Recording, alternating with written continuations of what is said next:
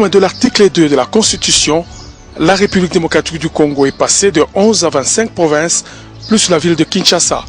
C'est ainsi que l'ex-Katanga démembré a donné naissance à 4 nouvelles provinces, dont le Haut-Katanga avec comme capitale la ville de Lubumbashi. Il a fallu doter ces nouvelles entités de gouvernants, à savoir les gouverneurs et vice-gouverneurs. Ici, la bataille a été rude entre la majorité présidentielle et l'opposition. La première à présenter à ses postes son ticket composé de Jean-Claude Kazembe Musonda et de Bijou Mushitukat, deux personnalités ayant déjà été élues à la députation nationale. C'est le 26 mars 2016 qu'a eu lieu à l'Assemblée provinciale l'élection du nouveau gouverneur et de son adjoint. Au finish, le candidat de la majorité, Jean-Claude Kazembe Musonda, l'emportera avec 22 voix pour, sur les 30 votants, contre 8 à son challenger Pemba Moto, présenté par l'opposition et le G7, décidé à défier le camp présidentiel dans le fief naturel du chef de l'État, Joseph Kabila Kabange.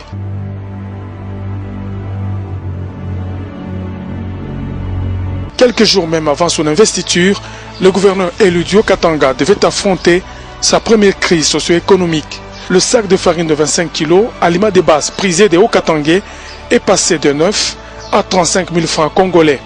Jean-Claude Kazembe Musonda a dû se jeter à l'eau pour résoudre cette épineuse question. Appuyé par une commission interministérielle nationale dépêchée par le président de la République, il y parviendra et la situation se normalisera avec l'arrivée dans la province d'importantes cargaisons de sacs de farine. Il adviendra la remise reprise avec les commissaires généraux, suivi du choix des ministres provinciaux, puis de l'investiture par l'Assemblée provinciale, laquelle adoptera à l'occasion le programme de l'action de l'exécutif provincial. Qualifié de pacte social avec le peuple par Jean-Claude Kazembe Musonda, ce programme du gouvernement du Haut-Katanga s'articulera entre autres autour de la préservation de la paix, la diversification de l'économie, trop dépendante des mines jusque-là, et l'autoprise en charge structurée et encadrée.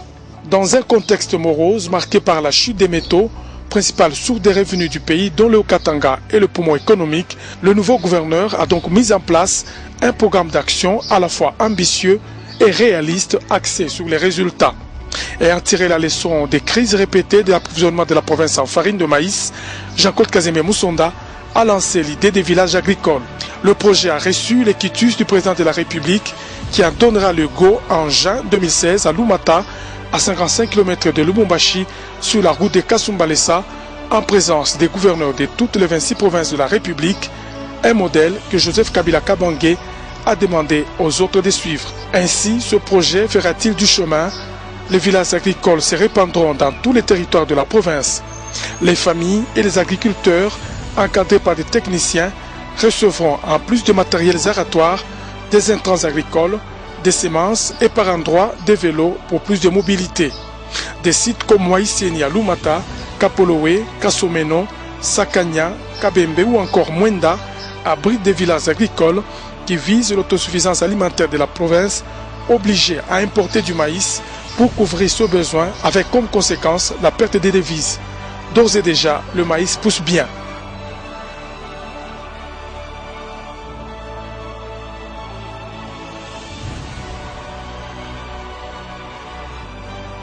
Je suis vraiment satisfait, je suis moi-même surpris de voir ce que notre population est en train de réaliser, comment notre population a répondu. Comme vous voyez vous-même, c'est vraiment un champ à perte de vue qui est en train de pousser ici.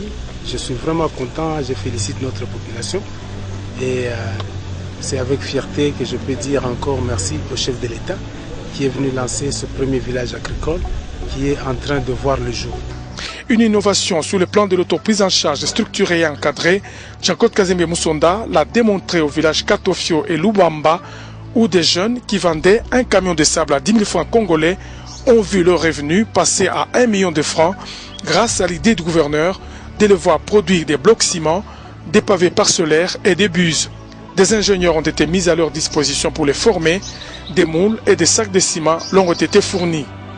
Toujours sur le plan économique, le numéro 1 du Haut-Katanga a établi un dialogue permanent avec la Fédération des entreprises du Congo. Jean-Claude Casimir Moussonda n'hésite pas à leur rendre visite dans leurs installations. Les sociétés minières, les boutiques et magasins et autres entrepôts ont accueilli le chef des équipes provinciales. En juin 2016, le premier des Hauts-Katangais avait d'ailleurs présidé à l'hôtel Grand Caravia la semaine minière. Rassurés par cette nouvelle approche, les investisseurs se bousculent au portillon de la province du Haut-Katanga. Des grands groupes cotés à la bourse, dont les Allemands, représentant 15 entreprises, et les Chinois de la STC, spécialisés dans la construction des infrastructures, sont venus scruter.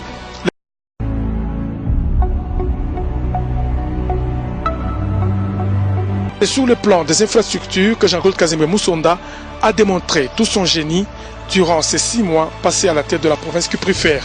Il y a eu tout d'abord ce coup de maître avec la construction du nouveau siège du gouvernement provincial.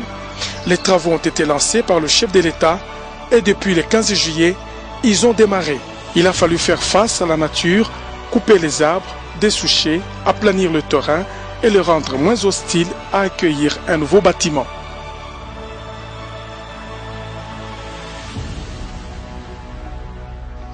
C'est un colosse à la hauteur de la province. Il a 5 niveaux, 4 entrées avec ascenseur et les ingénieurs chinois et congolais s'adonnent à l'ouvrage nuit et jour sous un suivi permanent du gouverneur. D'ores et déjà, avant même la fin des travaux, le bâtiment attire toutes les curiosités allant des officiels tant nationaux que provinciaux, sans oublier de nombreux particuliers. Chaque jour, le bâtiment sort des entrailles de la terre et chacun y va de son commentaire pour ce bâtiment qui abritera tout le bureau du gouvernement provincial. Un homme politique, un homme d'État doit être un bâtisseur. Et donc, lorsque vous assumez une fonction telle que celle du gouverneur de province, il faut bâtir. Et donc, je ne peux que m'en réjouir en tant que secrétaire général de la majorité, parce que tous, nous devons savoir mettre en œuvre le projet de société que notre leader, Joseph Kabila, autorité morale de la majorité présidentielle, porte avec courage et lucidité. Et c'est de cette manière. Nous sommes effectivement émerveillés par le travail qui a été réalisé par le gouverneur Kazembe en si peu de temps. Et quand on sait que la crise frappe tout le monde, et en particulier le Haut-Katanga, nous ne pouvons que saluer ces efforts-là. Nous venons également de voir une clôture originale, en tout cas ça c'est propre à Kazembe avec une telle imagination. Rappelez-vous qu'il n'y a pas longtemps que son Excellence Monsieur le Président de la République a posé la première pierre. Voilà que l'immeuble que nous avons vu là va bientôt toucher à son 5e niveau. Et lorsque vous regardez ce gigantesque ouvrage, ça fera la fierté non seulement du Haut-Katanga. L'œuvre que son Excellence Monsieur le Gouverneur Kazembe Moussonda est en train de poser, c'est toute une grande première histoire dans les annales de notre souveraineté. Je suis frappé par ce qu'on a entrepris ici avec la délégation. Pour la petite histoire, moi je suis passé ici quand ça venait de commencer, j'étais avec mon épouse. Je me suis moqué de ce travail, j'ai dit voilà de l'aventure qui continue. Mais là je suis sur place, en tout cas je félicite beaucoup mon collègue, parce que nous sommes quand même collègues malgré tout. Je crois que vous êtes de la majorité, moi de l'opposition. Le travail c'est pour la nation et développer notre pays. En tout cas, j'ai plusieurs fois été en mission en République démocratique du Congo. C'est le premier gouvernorat qui est en train d'être modernisé. Quand je suis arrivé ici à Lubumbashi, je ne pouvais pas m'imaginer qu'il pouvait y avoir une telle vision. Parce que nous étions habitués je le croyais être un grand bâtiment, à côté à droite. Mais maintenant je dis qu'on est habitué à ce petit bâtiment, à côté, parce que ça c'est un message important de dire qu'au lieu de faire de longs discours, au lieu de faire de polémiques, nous on travaille. C'est-à-dire que le gouvernement provincial travaille. C'est une initiative exceptionnelle. C'est une excellente initiative. J'avais un professeur de pédagogie qui donnait comme note proficient lorsque un étudiant faisait un travail, non seulement professionnel, mais aussi excellent. C'est ce que je viens de constater ici et je voulais visiter ce 4e niveau et je suis venu aussi, bien sûr, pour lui souhaiter les vœux les meilleurs pour cette année, que ce soit une année de récolte, de moisson, pas une année de consommation de lait, mais une année de moisson. Pour beaucoup, c'était une illusion, d'autres c'était des ambitions démesurées, mais il y a toujours une différence entre un rêve et la réalité. Et la réalité est là, elle nous convainc. Le bâtiment est en train de prendre forme. Nous ne pouvons que remercier le gouverneur et remercier tous les gouvernements provinciaux du Katanga pour cette initiative. Il faut dire que depuis que nous sommes devenus indépendants, il n'y a pas eu un bâtiment construit pour le gouvernorat du Katanga. C'est la toute première initiative. Nous ne pouvons que non seulement l'encourager, mais demander aux autres gouverneurs, particulièrement pour les nouvelles provinces, qu'ils puissent avoir aussi des initiatives. Jean-Claude Kazembe Moussonda n'a pas laissé les murs de clôture du gouvernorat. Ici, il a lié l'utile à l'agréable. L'ancien mur vieillot, décrépit, est remplacé par un nouveau. Au-delà de la beauté sans contexte, il sera aussi touristique. Il est doté des aubettes où seront installés des monuments des personnalités ayant marqué l'histoire de la province et du pays. Nul ne passe désormais devant le gouvernorat sans s'arrêter. Le mur, son architecture et le génie de l'initiateur du projet transpirent et s'imposent. Une fois que je passe ici, en voyant l'œuvre du gouverneur, ça montre déjà qu'il travaille. Il travaille par rapport aux autres et n'ont pas su profiter de l'occasion pour construire. Mais quand même, lui, nous a laissé l'œuvre en tout cas. Et, en passant, souvent quand je passe ici, en tout cas, ça me plaît et c'est très beau parce que c'est quelque chose de nouveau en tout cas. Parce qu'on sait que quand il y a l'innovation, en tout cas, c'est quelque chose de bon. Non, c'est une très bonne chose parce que c'est un changement. On voit que l'homme qui est entré là, il a un esprit là de changement. Hein. La révolution, l'évolution, nous sommes contents. Les ponts et chaussées ont aussi été au rendez-vous des 6 mois de Jean-Claude Kazembe aux commandes de la province du Haut-Katanga. Les routes intérieures nationales et provinciales ont été réhabilitées. La route Kipushi a été asphaltée sur son tronçon le plus dégradé. L'axe Kasumbalesa-Moussochi, long de 5 km, est en pleine réfection, de même que la route Likasi-Kambov, long de 25 km, et l'axe Kipushi-Kilela-Balanda avec ses 273 km. Ici, Jean-Claude Kazembe Moussonda vise un double objectif, la source du fleuve Congo, un site touristique indéniable, mais difficile d'accès, situé à Moumena, et l'évacuation des produits vivriers entre le pôle de production et le centre de consommation. La varie urbaine n'a pas été de reste. À Lubumbashi, plusieurs artères revêtent peau neuve. 8 km du quartier Lido Golf sont pour la première fois en plein asphaltage. Les avenues de la Révolution Kilela Balanda, dégradées, ont été réhabilitées et élargies. Ainsi, elles passent de 2 à 4 bandes avec ouvrage d'assainissement. L'avenue des Araucaria, sur son tronçon du quartier Ewabora, longtemps considéré comme un chemin de la croix par les usagers, a reçu sa cure de jouvence. La route Kipopo au quartier Tchamalale, 3 km de voirie au quartier Kilobelobe et Bongonga sont en pleine réhabilitation. Le centre-ville et la périphérie sont en passe d'être reliés. Quant au pont, les grands ouvrages sont en construction sur Kasungami 1 et 2 aux environs de Lubumbashi, et à Likasi, un pont d'une capacité de 45 tonnes est en préparation pour être jeté sur la rivière Kikula afin de relier le quartier Zout et la Niche. Dans cette ville montagneuse, Jean-Claude Kazembe Moussonda a installé son premier robot régulateur de la circulation routière au croisement de l'avenue du 30 juin et du boulevard de l'Indépendance. Le stade Kikula a été doté d'une pelouse synthétique. Les travaux initiés par le numéro 1 du Haut-Katanga ont concerné avant tout l'aire des jeux, puis viendra les tours d'autres infrastructures comme le mur des clôtures et la tribune. Les bâtiments communaux de Kikula, incendiés en 2012 et abandonnés, ont été réhabilités. Toiture remise à neuf, nouvelles portes et fenêtres, le crépissage des murs et le rafraîchissement ont été réalisés à la fois au bureau du bourgmestre, au sous-commissariat de la police et au tribunal de paix de Kikula. Les stigmates des actes de vandalisme ont complètement disparu. À la prison de haute sécurité de Boulouo, Jean-Claude Kazembe Moussonda a encore innové. Un centre pour mineurs en conflit avec la loi est en plein aménagement. Des cellules sont réhabilitées et des ateliers d'apprentissage des métiers sont en construction. Le gouverneur voudra désormais que les mineurs en conflit avec la loi ne soient plus logés à la même enseigne que les adultes et que durant leur séjour carcéral, ils apprennent un métier pour leur future réintégration sociale. Les prisons de la province comme Buluo à Likasi et Kasapa à Lubumbashi ont d'ailleurs régulièrement reçu des vivres, voire des tenues de la part de l'autorité provinciale, soucieuse d'humaniser les conditions de détention. Au village Tumbwe, à 30 km de Lubumbashi, sur la route de Likasi, Jean-Claude Kazembe a parachevé les travaux de construction du marché laissé à l'abandon depuis 5 ans.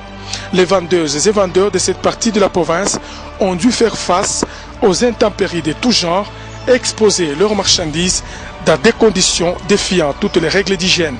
À Lubumbashi, le gouverneur du Haut-Katanga s'est signalé par une autre infrastructure, une première en RDC. Une gare routière à l'entrée de la ville. Il en a posé la première pierre le 15 octobre. Cette terminale comportera 3 niveaux et abritera des shops, de bureaux, des restaurants, des logements et d'autres services comme l'anti-incendie et la police. Tous les bus entrant ou sortant de Lubumbashi en provenance ou à destination de l'Afrique australe ou de Kolosi seront garés ici. À Kashamata, 12 km de Lubumbashi, sur la route de Kasumbalesa, Jean-Claude Kazembe Musonda a initié les travaux de construction des marchés modernes. À Koyo, à Kasumbalesa, le gouverneur a procédé à la pose de la première pierre pour la construction d'un marché moderne, et ce, dans le cadre de l'intégration du pays du Comesa, le marché commun des pays de l'Afrique australe et de l'Est. Ce marché transfrontalier s'étendra sur 5 hectares. Il sera doté de 6 pavillons, d'un dépôt et d'un parking. À Kasumbalesa, le premier de Haut-Katanga a lancé les travaux de construction d'un nouveau commissariat de police dans l'enceinte du bureau communal, et ce, après des événements du 9 septembre qui ont connu l'incendie de l'ancien petit bâtiment. La cité de Mokambo s'est vue aussi dotée d'un marché moderne qui aura une capacité de 200 étalages et des dépôts. La sécurité des personnes et de leurs biens a figuré aussi en bonne place des actions du gouverneur Jean-Claude Kazembe Musonda.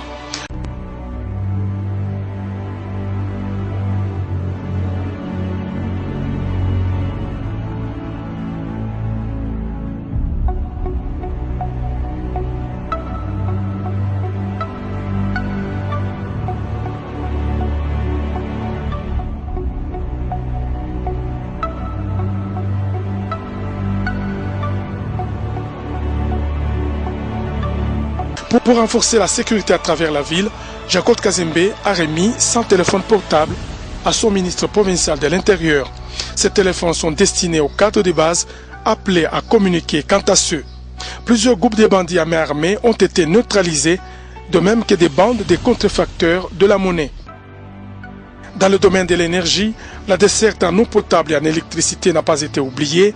Des transformateurs ont été installés dans plusieurs coins de la province, longtemps restés dans le noir. Des puits ont été forés et des bornes fontaines construites dans des entités où l'eau était devenue la cause principale des maladies. Jean-Claude Kazembe a fait aussi de la santé une priorité. Des produits pharmaceutiques et des matériels médicaux ont été distribués dans tous les hôpitaux des 6 territoires que compte la province. Des frais de nombreux patients retenus, faute de paiement, ont été assurés. Et le 18 octobre, l'autorité provinciale a lancé à l'hôpital du Saint-Quentin de Kipushi 2 jours de campagne de consultation ophtalmologique gratuite et des lunettes gratuites grâce au partenariat avec l'entreprise Congo Store. Conscient que le Haut-Katanga de demain sera fait de la jeunesse d'aujourd'hui, Jean-Claude Kazembe a voulu lui assurer une éducation de qualité. Il n'a pas hésité à prendre en charge les frais de participation des finalistes à l'examen d'État. Des bancs ont été remis aux écoles, des ordinateurs aux lauréats à l'examen d'État 2015-2016 et le 3 septembre 2016, à la veille de la rentrée scolaire 2016-2017, Jean-Claude Kazembe Musonda avait organisé au stade Kibasa Maliba de la commune de Kenya une distribution gratuite des kits scolaires aux élèves de Lubumbashi, une façon pour le gouverneur d'épauler les parents d'élèves. L'événement avait connu la présence de la première dame de la République, Marie-Olive Lembe Kabila. Il n'y a pas lieu d'oublier que des bâtiments ont été réhabilités par le bon soin du gouverneur.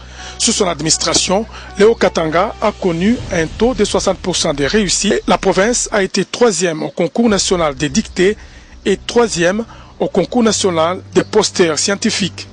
Même si l'enseignement supérieur ne relève pas de sa compétence, Jean-Claude Kazembe Musonda lui a apporté une aide conséquente. Ainsi a-t-il marqué en mai 2016 de son empreinte le Jubilé des Diamants, un événement célébrant les 60 ans d'existence de l'Université de Lubumbashi. À cette occasion, le premier des Haut-Katangais, fidèle à la vision de la révolution de la modernité prônée par le chef de l'État, avait suggéré que l'université soit un lieu qui produit des employeurs et non des employés. L'université ne doit plus produire des employés. L'université doit produire des employeurs, des créateurs d'emplois. L'université doit produire des personnes dont la société a besoin et plus particulièrement des managers. Voilà la révolution de la modernité que le chef de l'État prône au sein de l'université. On ne doit plus continuer à enseigner l'archaïsme, mais l'université doit avoir une longueur d'avance sur la société. Comment l'université peut accorder un diplôme d'ingénieur agronome à quelqu'un qui n'a même pas un potager durant toutes ses études universitaires? Je me demande comment l'université peut donner un diplôme à quelqu'un comme médecin vétérinaire. Et les gens sortent en fêtant et en criant à quelqu'un qui n'a même pas un poulailler. Qui va nous apprendre comment capter cette énergie solaire alors que nous avons une crise d'énergie dans notre province? Très cher professeur, relevez les défis. C'est la mission de l'université. Je vous remercie. Paraphrasant le gouverneur, le ministre national de l'enseignement supérieur et universitaire Théophile Bemba Foundou est revenu sur la nécessité de reconceptualiser les systèmes d'enseignement en RDC pour que la formation dans les universités soit en phase avec le problème de la société, c'est-à-dire rendre service à la société.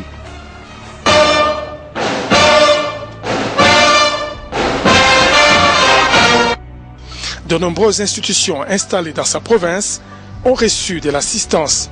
1000 sacs de ciment à l'université de Likasi, 200 sacs et des climatiseurs à l'ISP Lubumbashi, 300 sacs à l'Institut supérieur des statistiques qui a vu aussi la route menant à ces bâtiments au quartier Bongonga être réhabilitée. Réellement, il a promis hier et déjà aujourd'hui nous avons reçu ce qu'il avait promis en ce qui concerne le ciment et également les travaux de la route ont démarré ce matin avec l'office de route. Donc nous pensons qu'on est content parce que on a vu que le gouverneur était un homme de parole et il a réalisé ce qu'il a. Pour diversifier l'économie de la province, Jean-Claude Kazimé Musonda mise aussi sur le tourisme. C'est ainsi qu'il a lancé les travaux de construction du site dénommé Lumumbashi Latembo. Ce site abritera des monuments, des héros nationaux et des panafricanistes, des restaurants, des magasins, une piscine et la liste n'en finit pas.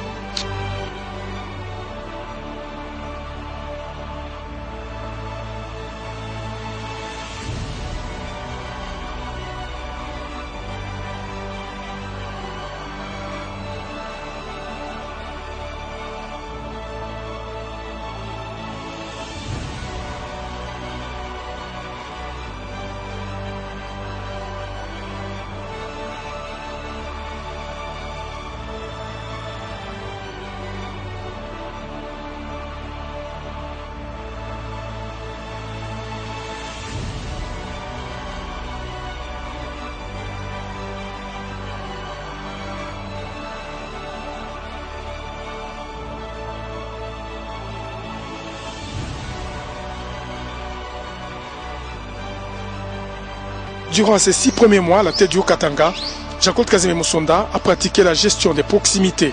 Il a sillonné tous les 6 territoires de la province, se mettant à l'écoute de ses administrés, d'où cette complicité qui s'est établie entre le gouverneur et la population.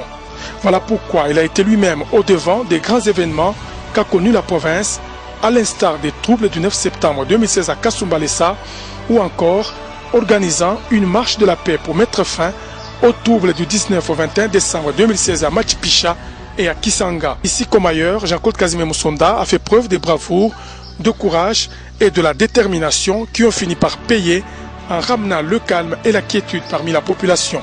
L'homme est également resté fidèle à son parti, le PPRD, dont il a organisé le 13 août 2016 le premier café politique qui a porté notamment sur l'actualité politique du pays et la réaffirmation de l'indéfectible soutien du parti à son initiateur, Joseph Kabila Kabange. Jean-Claude Kazembe a aussi remis à neuf les bâtiments du siège du parti. Sur le plan spirituel, le gouverneur a apporté de l'assistance financière et matérielle à toutes les confessions religieuses, de même qu'il a patronné des séances de prière et des cultes écuméniques pour la paix en RDC. Depuis sa prise de fonction, il y a 6 mois, Jean-Claude Kazembe est donc resté fidèle au chef de l'État, dont il est l'exécuteur de la vision de la révolution de la modernité dans le Haut-Katanga, et la province relève chaque jour qui passe des défis de tous ordres et franchit des barrières et obstacles qui se dressent sur le chemin de son développement.